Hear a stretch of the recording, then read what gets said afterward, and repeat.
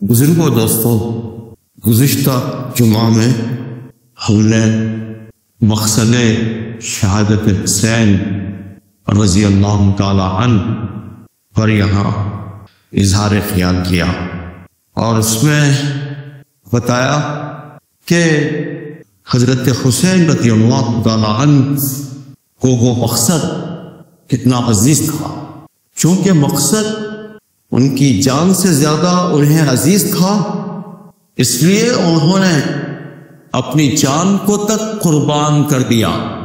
وہ کیا تھا؟ وہ امام عالی مقام حضرت حسین رضی اللہ تعالی عنہ کی دور رس نگاہیں یہ دیکھ رہی تھی کہ اسلامی ریاست کے مزاج میں، اس کی خصوصیات میں اور اس کے دستور میں تبدیلی ہونے جا رہی ہے۔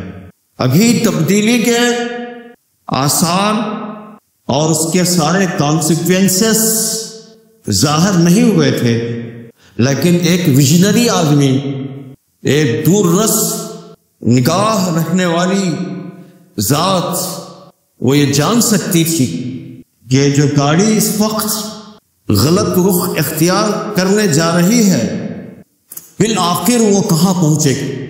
ہم نے بتایا کہ ریاست کی اولین خصوصیت یہ تھی کہ یہ ملک، یہ زمین اللہ کی ہے، یہ بندے اللہ کے ہیں، اللہ کے زمین پر، اللہ کے بندوں پر اللہ ہی کا قانون چلے گا۔ یہی اسلامی فکر کے اعتبار سے بہت بڑا انقلاب ہے۔ اسی کو علامہ اقبال علیہ رحمٰن نے بہت بڑا انقلاب قرار دیا۔ اس سے بڑھ کر اور کیا فکر و عمل کا انقلاب بادشاہوں کی نہیں، اللہ کی ہے یہ زمین۔ قانون بنانے والا وہ، قانون چلانے والے ہم۔ خلافت کی ذمہ داری ہے، قانون سازی اللہ، بزرگ و برتر، قانون بنانے والا وہ ہے، اور یہ رعیت اللہ کی ہے۔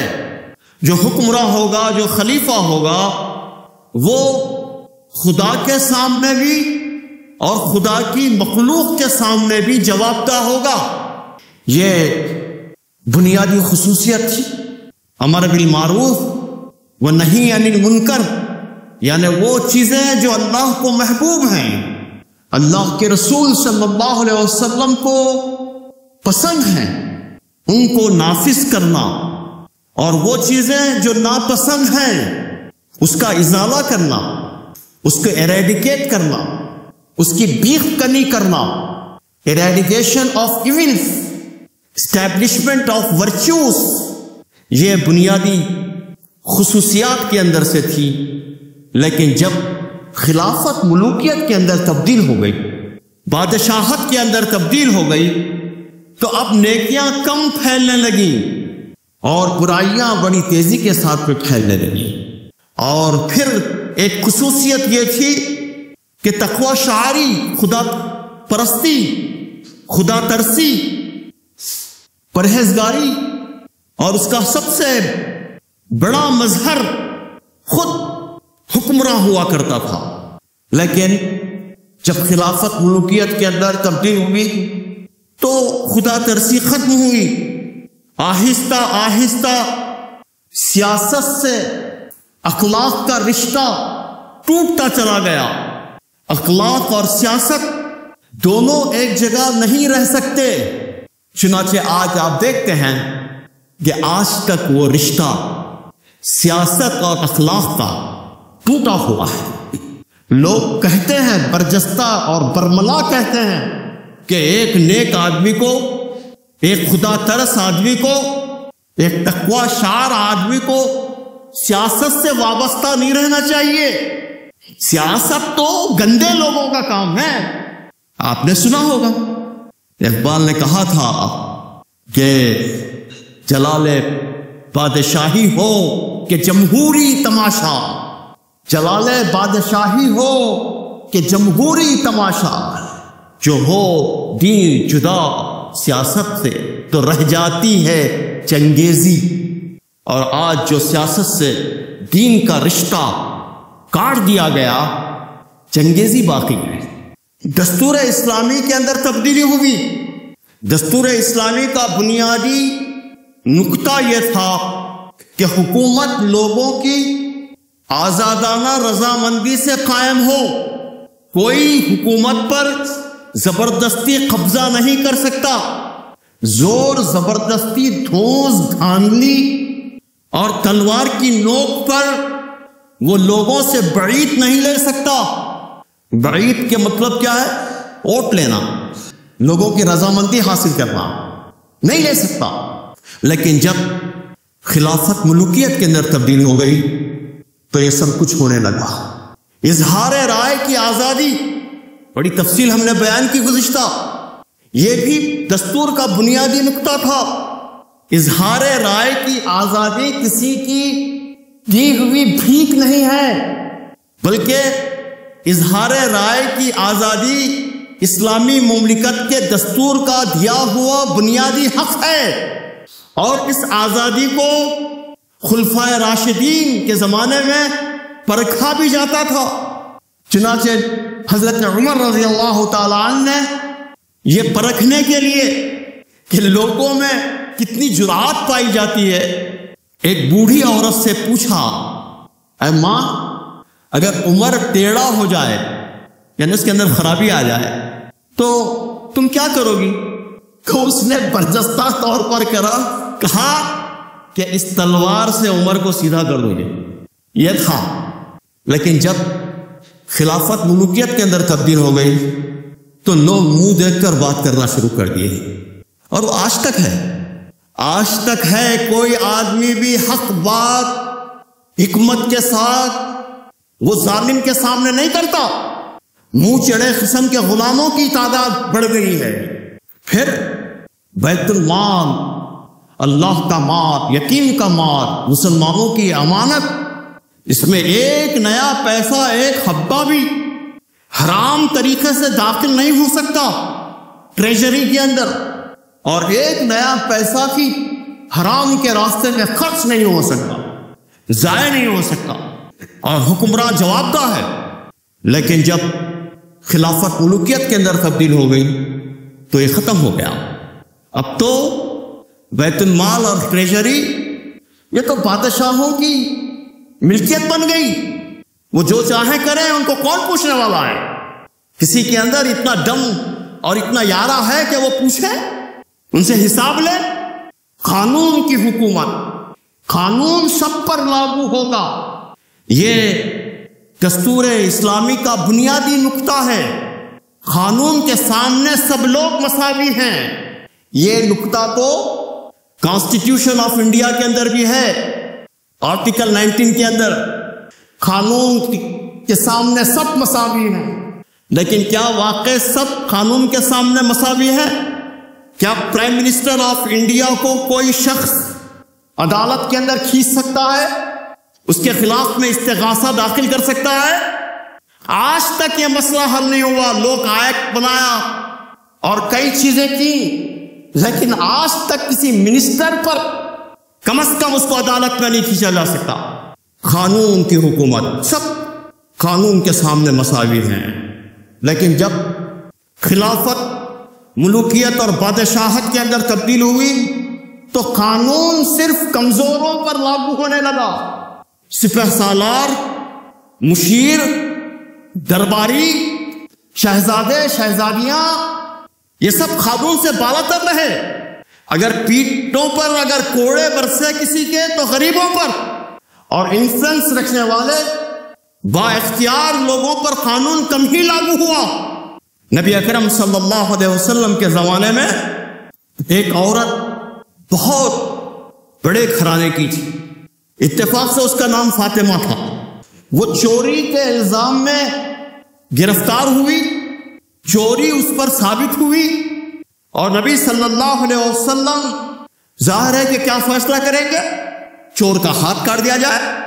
تو کئی لوگ اس بات کی کوشش کیے اور لوگوں کو انسٹیگیٹ کیے، لوگوں کو نبی صلی اللہ علیہ وسلم سے جو قریب تھے صحابہ، ان سے کہلوایا کہ اللہ کے رسول اس عورت کے سلسلے میں آپ کچھ نرمی سے کام لیجیے، کچھ اس سے جرمانہ لے کر اس کو چھوڑ دیجیے، اس کا ہاتھ مت کاٹیے۔ نبی صلی اللہ علیہ وسلم کا چہرہ انور کمکما اٹھا، لال ہو گیا، اور آپ صلی اللہ علیہ وسلم نے فرمایا کہ خدا کی قسم محمد کی بیٹی فاطمہ بھی اگر چوری کرتی ہوئی پکڑی جاتی تو اس کا بھی ہاتھ میں قلم کر دیتا۔ قانون سب کے لیے مسئلہ۔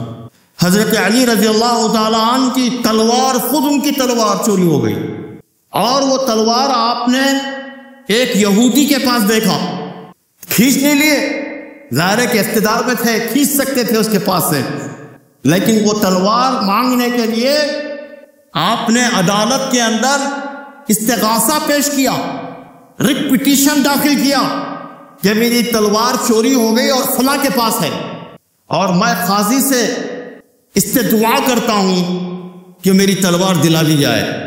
عدالت کے اندر حاضر ہوئے، وقت کا خلیفہ 22 لاکھ مربع میل کا حکمراں، اور وہ یہودی۔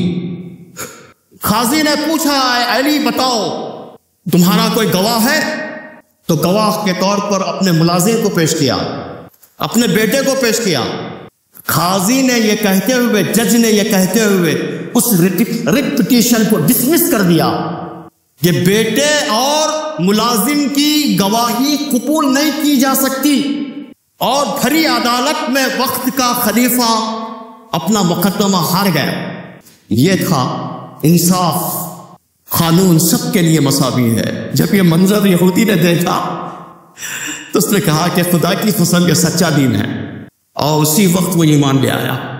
دوستو، یہ تھا دستور اسلامی اور دستور اسلامی کی بنیادی نکات۔ حضرت حسین رضی اللہ تعالی عنہ نے دیکھا کہ ان تمام چیزوں کے اندر تبدیلی رونما ہونے والی ہے، اس لیے نواز رسول صلی اللہ علیہ وسلم، جگر گوشہ نبی کی شہادت اسلامی تاریخ کا ایک عظیم واقعہ، اندوہناک تو ہے ہی، افسوسناک بھی ہے، کربناک بھی ہے، لیکن انسانیت کے لیے مشعل راہ ہے، انسانیت کے لیے رہتی دنیا تک کے لیے مشعل راہ ہے۔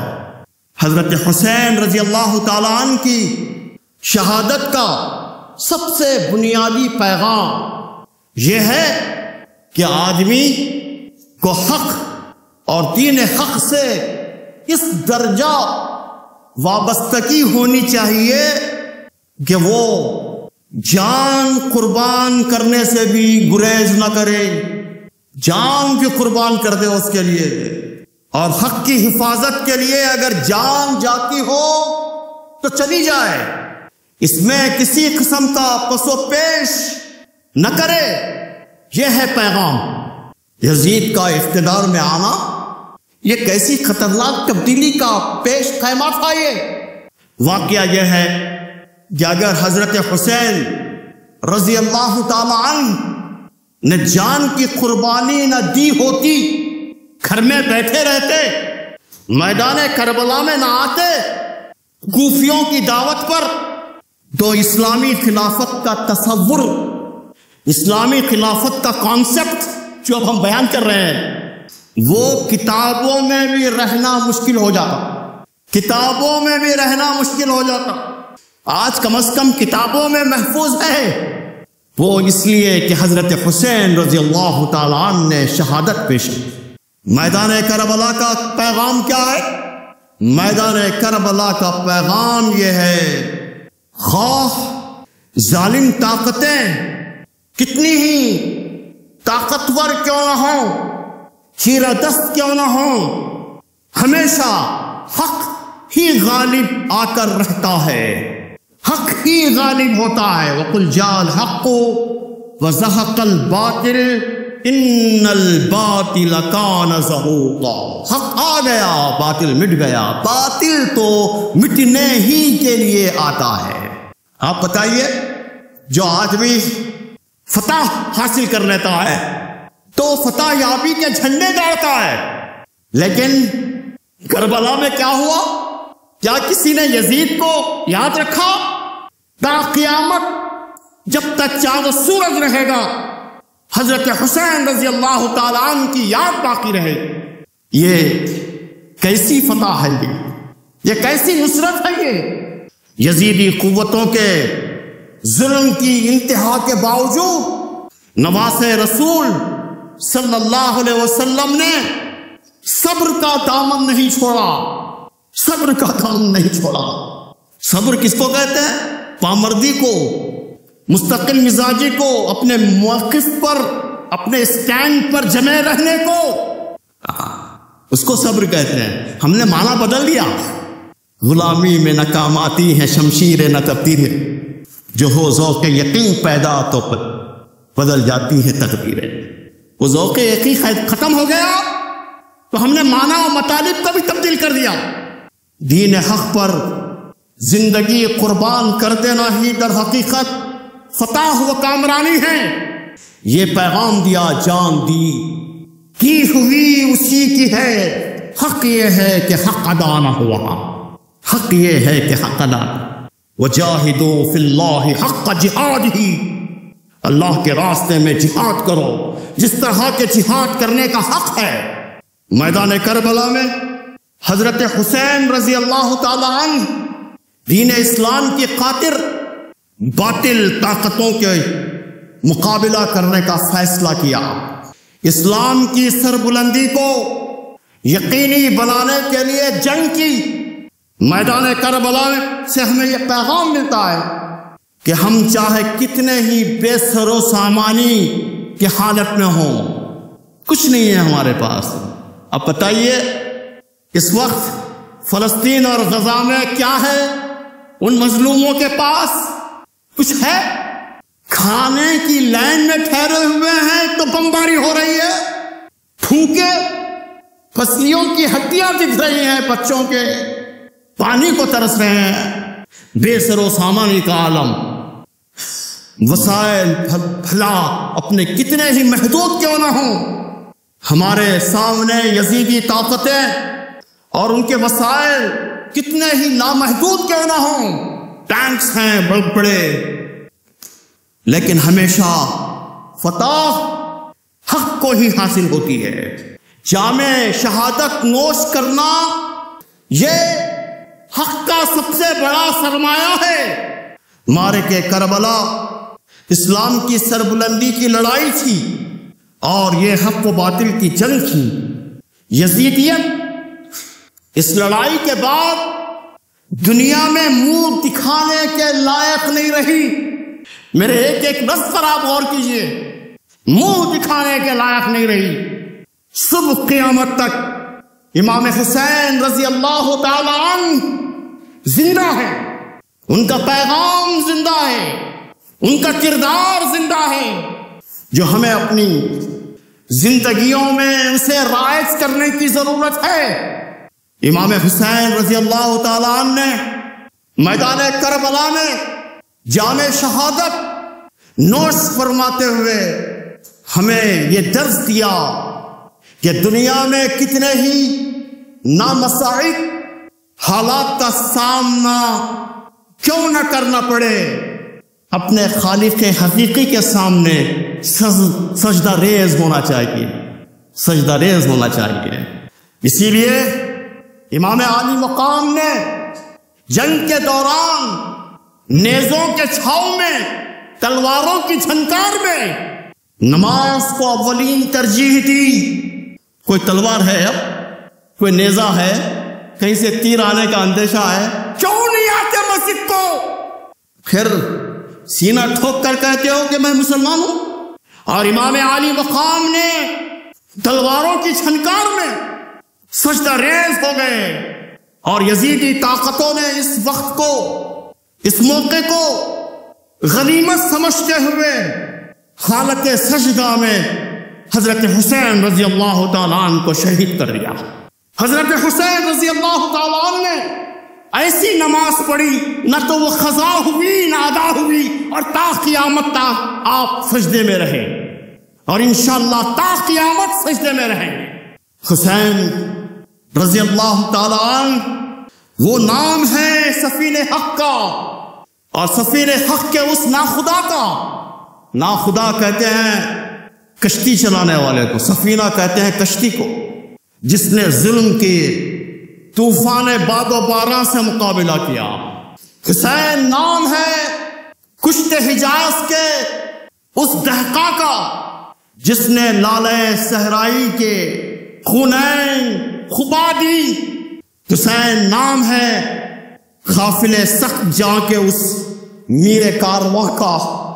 حسین نام ہے اس مجاہد جانباز کا جس نے ظلم سے پنجہ آزمائی کی۔ حسین نام ہے اس مرد حق کا جس نے باطل نظام کی بنیاد پر تیشے چلائے۔ حسین نام ہے اس شاہین کا جس نے زاغوں کے نشیمن پر بجلیاں برسائیں۔ یہ ہے حسین، اسی لیے کہتے ہیں کردار حسین پیدا کرو۔ حسین نام ہے اس شیخ حرم کا جس کے خون شہادت سے ہم کی داستان رنگین ہے۔ اقبال نے کہا تھا غریب و سادہ و رنگین ہے داستان حرم، غریب و سادہ و رنگین ہے داستان حرم، نہایت اس کی حسین ابتدا ہے اسماعیل، ابتدا ہے اسماعیل۔ اسماعیل کا تعلق بھی رسول اللہ صلی اللہ علیہ وسلم سے، حسین رضی اللہ تعالیٰ عنہ کا تعلق بھی رسول اللہ صلی اللہ علیہ وسلم سے، وہ ابتدا ہے۔ اسی لیے اسلامی کیلنڈر ہمیں یاد دلاتا ہے اس کا آخری مہینہ بھی قربانی ہے اور اس کا پہلا مہینہ بھی قربانی ہے۔ تو اس سے یہ معلوم ہوتا ہے کہ یہ دین قربانیوں سے تعبیر ہے، اور وہ امت جو قربانی دینے کے لیے تیار نہیں ہوتی، آمادہ نہیں ہوتی، جی چراتی ہے، اس کو زندہ رہنے کا حق نہیں ہے۔ پیغام کیا ہے؟ اقبال نے دیا پیغام، نکل کر خانقاہوں سے ادا کر رسم شبیری، نکل کر خانقاہوں سے ادا کر رسم شبیری۔ اللہ اللہ اللہ اللہ بیٹھا ہوا ہے اندر، یہ سی لگا دے کر اتنے بہت سے چنچے گن رہا۔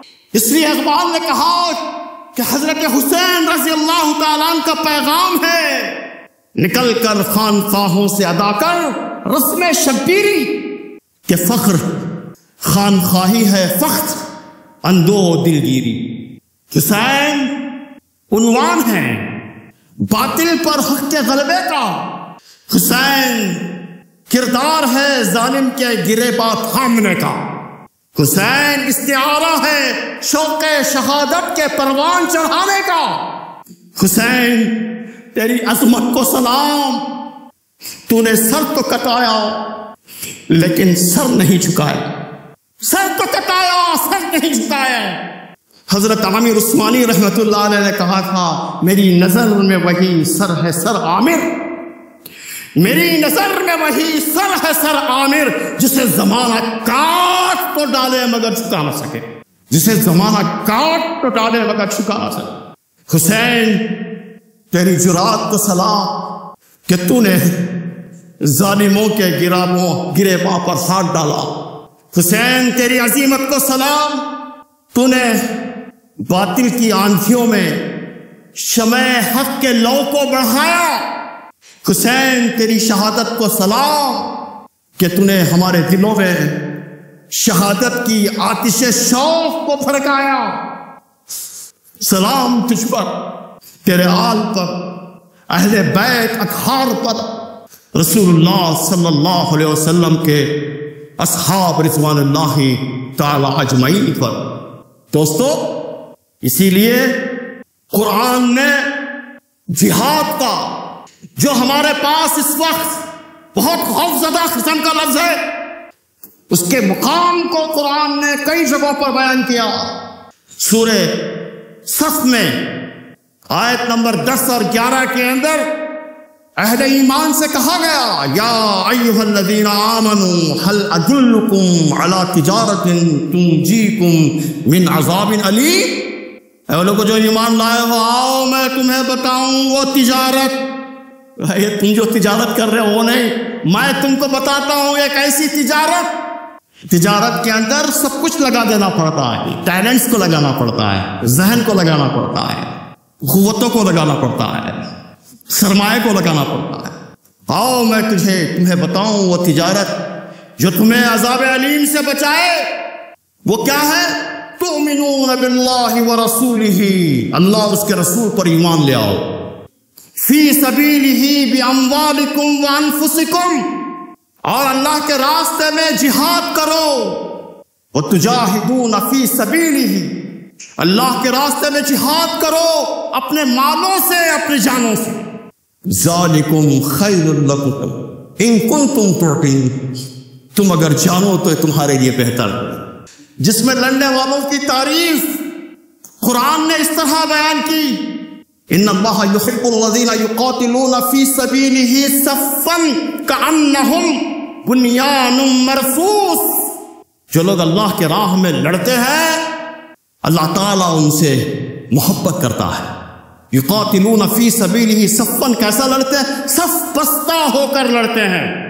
یقاتلون فی سبیلہ صفا کأنہم بنیان مرصوص، اللہ تعالیٰ ایسے لوگوں سے محبت کرتے ہیں۔ اللہ سے محبت کرنا ایمان کے لیے لازمی شرط ہے۔ ہاں، ان اللہ والذین آمنوا والذین اشد، کہ اہل ایمان والے تو وہ ہیں جو اللہ سے محبت کرنے میں شدید ہوتے ہیں، یہ تو بہت ضروری۔ لیکن درجہ کتنا بڑھ جاتا ہے آدمی کا جب اللہ کے راہ میں جہاد کرتا ہے، تو اللہ فرماتے ہیں کہ میں محبت کرتا ہوں اس سے، اس کو محبت کرنے کی ضرورت نہیں ہے۔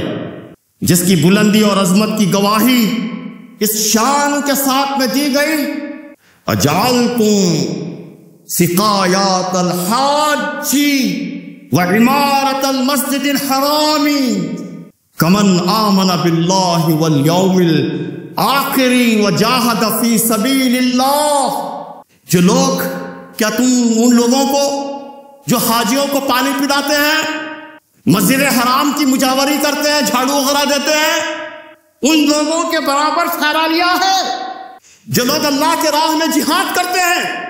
لا یستوون عند اللہ، دونوں اللہ کی نظر میں ایک نہیں ہیں، مساوی نہیں ہیں، یکساں نہیں ہیں، ایکول نہیں ہیں۔ واللہ لا یہدی القوم الظالمین، اللہ تعالیٰ ظالم قوم کو کبھی ہدایت نہیں دیتا۔ الذین آمنوا وجاہدوا فی سبیل اللہ باموالہم وانفسہم اعظم درجۃ عند اللہ، جو لوگ اللہ پر ایمان لائے اور جنہوں نے حق کی خاطر اپنے گھر چھوڑے، بار چھوڑے اور اللہ کی راہ میں جان اور مال کے ساتھ میں لڑے، ان کا درجہ حقیقت میں بہت بلند ہے اور وہ کامیاب لوگ ہیں۔ اولئک ھم الفائزون، وہ کامیاب لوگ ہیں۔ یہی حق پرستی کی جنگ ہے جس میں ایک رات کا جاگنا 1000 راتوں کے جاگ کر عبادت کرنے سے بڑھ کر ہے، جس کے میدان کے اندر جم کر کھڑے ہو جانا بیٹھ کر 60 سال تک مسلسل نمازیں پڑھنے سے زیادہ بہتر ہے، جس میں جاگنے والی آنکھ کو کبھی دوزخ کی آگ نہیں چھوتی، جس کی راہ میں غبار آلود ہونے والے قدموں سے وعدہ کیا گیا ہے کہ کبھی ان کو آتش دوزخ نہیں گھسیٹے گی، اور اس کے ساتھ ہی ان لوگوں کو جو اس سے بچ کر بیٹھ جاتے ہیں اور اس پکار کو سننے کے باوجود کسمساتے رہتے ہیں، کروٹیں بدلتے رہتے ہیں، تو سورہ التوبہ آیت نمبر 24 میں غضبناک ہو کر اللہ تعالیٰ فرماتا ہے، قُلْ إِنْ كَانَ آبَاؤُكُمْ وَأَبْنَاؤُكُمْ وَإِخْوَانُكُمْ وَأَزْوَاجُكُمْ، ہاں تفصیل ہے۔ اے نبی صلی اللہ علیہ وسلم سے کہہ دو، تمہیں اپنے باپ، اپنے بھائی، اپنی بیویاں، اپنے رشتہ دار، اپنے وہ مال جو تم نے کمائے ہیں، تمہارے وہ گھر، وہ تمہارے فارم ہاؤسز جو تم کو بہت عزیز ہیں، اگر یہ اللہ کی راہ میں جہاد سے عزیز ہیں، وجاہدوا فی سبیل اللہ فتربصوا حتی یأتی، انتظار کرو بس کہ اللہ کا فیصلہ آنے والا ہے۔ دوستو، اس کی عظمت کا اندازہ آپ اس سے لگائیے، شہید سے متعلق سورہ آل عمران کے اندر فرمایا گیا آیت نمبر 157 کے اندر، وَلَئِن قُتِلْتُمْ فِي سَبِيلِ اللَّهِ، جو لوگ اللہ کے راہ میں مارے جائیں یا مر جائیں یا ماریں، او متم لَمَغْفِرَةٌ مِّنَ اللَّهِ وَرَحْمَةٌ خَيْرٌ مِّمَّا يَجْمَعُونَ، کہ بہتر ہے یہ ساری چیزوں سے جو تم لوگ جمع کر رہے ہو، سونا چاندی، شیئرز، فارم ہاؤسز، زمینیں، یہ سب سے بہتر ہے۔ شہادت کی موت کو فرمایا کہ ہمیشگی کی زندگی ہے، وَلَا تَقُولُوا لِمَنْ يُقْتَلُ فِي سَبِيلِ اللَّهِ أَمْوَاتٌ بَلْ أَحْيَاءٌ وَلَكِنْ لَا تَشْعُرُونَ، جو لوگ اللہ کی راہ میں مارے جائیں انہیں مردہ نہ کہو، وہ تو زندہ ہیں، لیکن تم کو ان کی زندگی کا شعور نہیں ہوتا۔ وَلَا تَحْسَبَنَّ الَّذِينَ قُتِلُوا فِي سَبِيلِ اللَّهِ أَمْوَاتًا، جو لوگ اللہ کے راہ میں مارے جائیں، بَلْ أَحْيَاءٌ عِنْدَ رَبِّهِمْ يُرْزَقُونَ، اللہ تعالیٰ کی طرف سے ان کو رزق دیا جاتا ہے، وہ مردہ نہیں ہے۔ دوستو، بہت سی باتیں ہیں، وقت ہمارے پاس بہت کم ہوتا ہے جمعہ میں، اس کا مقام شہادت کا آپ اندازہ لگائیے۔ جب ایک بندہ جنت میں جائے گا تو اللہ تعالیٰ جنت میں اس سے پوچھیں گے، بتا میری جنت تجھے کیسے لگی؟ یہ کہانی نہیں ہے، قصہ نہیں ہے، یہ بخاری شریف کے اندر روایت ہے، روایت نمبر 2601۔ بندے سے اللہ پوچھے گا کہ میری جنت کیسی لگی، تو بندہ کہے گا کہ اے اللہ، لو دوتا ان اقتل فی سبیل اللہ، تیری راہ کے اندر مارے جانے کے اندر جو مزہ ہے وہ تیری جنت میں بھی نہیں ہے، اس لیے تو کیا کر، ثم حی، مجھے پھر زندہ کر، ثم اقتل، میں پھر قتل کیا جاؤں گا، اللہ کے راہ میں مارا جاؤں گا، ثم حی، پھر زندہ کر۔ یہ تمنا اگر کسی مومن کے دل کے اندر نہیں ہے تو وہ منافق ہو کر مرے گا۔ اور بھی باتیں ہیں، صحابہ کے واقعات ہیں، لیکن وقت اس بات کی اجازت نہیں دیتا کہ ہم ان تمام باتوں کا احاطہ کریں۔ اللہ تعالی ہمیں وہ جذبہ شہادت جو حضرت حسین رضی اللہ تعالی عنہ کے اندر تھی، وہ اللہ تعالی ہمارے اندر پیدا فرمائے، تاکہ ہم حالات کے اوپر چھا جا سکیں اور حالات کو تبدیل کر سکیں۔ وآخر دعوانا ان الحمد للہ رب العالمین۔